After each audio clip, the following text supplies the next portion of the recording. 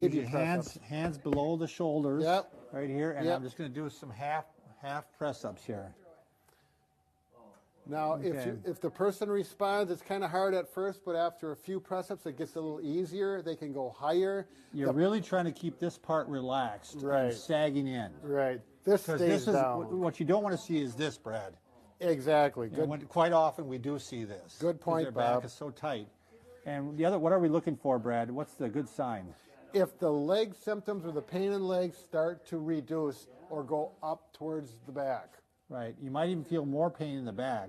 Exactly. Less pain in the leg. That's what Right. you're looking for. And you're trying to go higher and higher. Just this week, I did this exact same exercise with a patient. She had numbness in her shin. We did 5 of these. She said, "Oh, my shin doesn't hurt anymore. It feels normal." So I said, "Let's do some more." Right. And so once you get up to this point, this is the basic exercise. Now we're going to show you the advanced exercise. Let's say you've been doing these for a while. You're kind of stuck. It has helped, but it's kind of stuck. You're still having some pain maybe in the buttock yet. Right. The pain is, the symptoms in the leg are symptom-free. The numbness, the pain is gone, but it's still here, and it's here, and we want to get it all the way to the center right there. So now we're going to take either a belt or a rolled sheet or... Oh, there's one more thing, Bob. You want to do the sagging I want one? you to lock your hands out.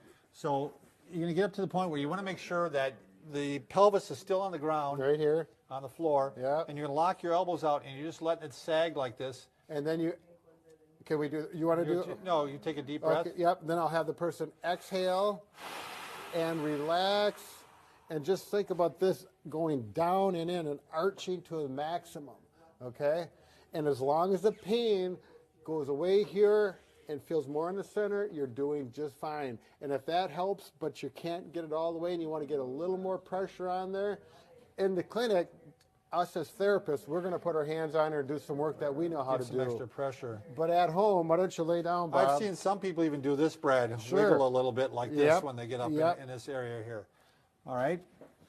You can take a long towel. I use the sheet in this case, and I rolled it up in a nice round cylindrical thing like this. I'm not going to use it for a toga. You're going to put it around the belt line. Go ahead, Bob. Show them what to do. Put my hands on here, and I'm going to go ahead and lift up like this. Now I got some counter pressure.